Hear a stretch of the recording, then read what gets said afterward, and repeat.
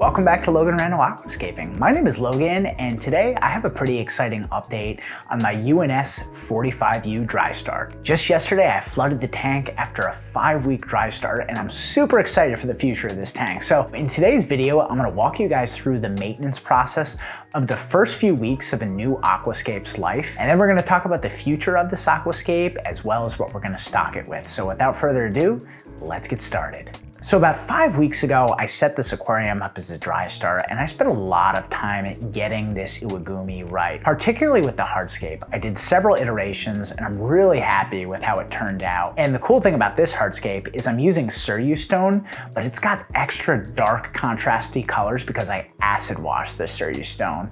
Now I have an entire video teaching you how to do that in a safe, responsible way, but I'm happy to say that now that these stones are flooded, they look so cool. They're just so much darker than the typical Seiryu stone you see, and the white calcium veins really pop. So I'm really happy with this sort of extra dramatic look, and I think it's gonna make the plants and whatever fish I decide to add pop even more. So whenever I set up a new tank or flood a dry start, it's really important that on day one, I get all of the equipment that I'm gonna be using set up right away. So for this tank, as soon as I flooded it, I made sure that the CO2 is running, and I'm using the beautiful UNS mini regulator for this tank and a tiny little AQUARIO diffuser. So we have teeny tiny little bubbles floating all over the tank.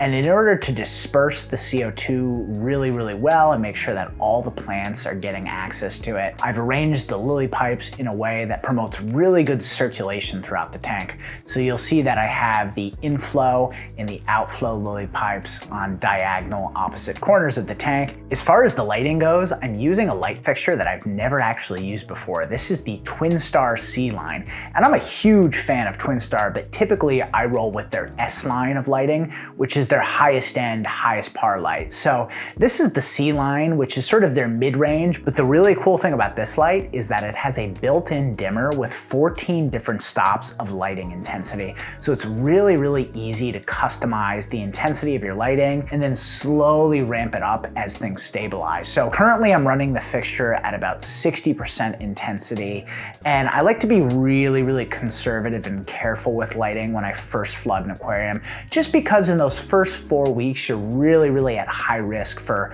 things going wrong, like algae outbreaks, diatom outbreaks. So I've learned from experience that it's better to go less is more with the lighting in the beginning. Definitely make sure you're using a quality light so that your plants are getting all the wavelengths you need, but you can pull back a little bit on the intensity in the beginning, make sure your plants are getting lots of CO2, and then keep up with your water changes. After a few weeks, feel free to slowly ramp the lighting up if your plants even need it in the first place. So that brings us to the stand for this aquarium. And the reason it took me so many weeks to flood this dry start was because I was waiting on that stand. And I have to give a huge shout out to the sponsor of today's video, that's Boost Plant.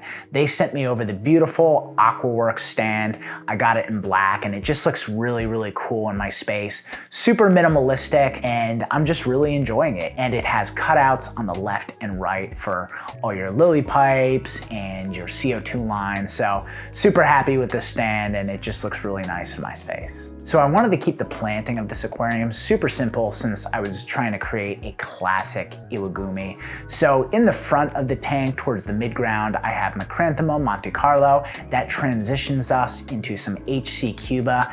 And then in key highlights, I have Eleocharis. So right now it all looks like a monoculture, but as things grow in, the hair grass will become more prominent, and we'll have these little highlight spots that sort of draw your eye.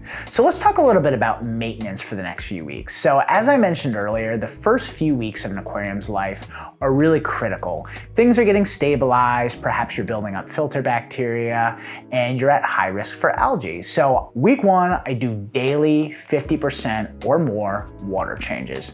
After the first week, that goes to every other day water changes, so on until you get to 1 to 2 water changes per week.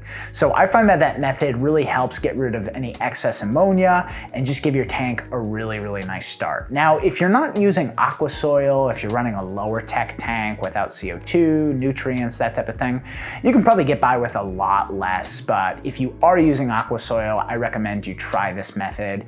It's fairly tried and true, and at the very least, it just get your hands in there every day and you can be on top of any issues before they arise. Before you know it, those early weeks will be gone and you'll be down to 1 to 2 water changes per week. So in the case of this aquarium, I'm actually using the filter media from my previous setup. I used to have an ADA 45P setup here. So once I flooded this aquarium, I just cleaned up the filter a little bit, transferred all the media over. So this tank is fully cycled and is technically ready for livestock on day 1, but I've got a little bit of travel coming up and I still like to make sure those first few weeks I don't have any livestock in the tank, and in case I get a crazy diatom or algae outbreak, it just makes doing maintenance a lot easier. However, in about 2 to 3 weeks, I'm gonna add the fish, and I'm curious what you guys think I should add to this aquarium. I've had lots of suggestions, and one of the top ones I have in my head right now is the green neon tetra, or perhaps the black neon. I also wanna know what kind of shrimp you think I should keep. Let me know what you think color-wise would look really cool in here,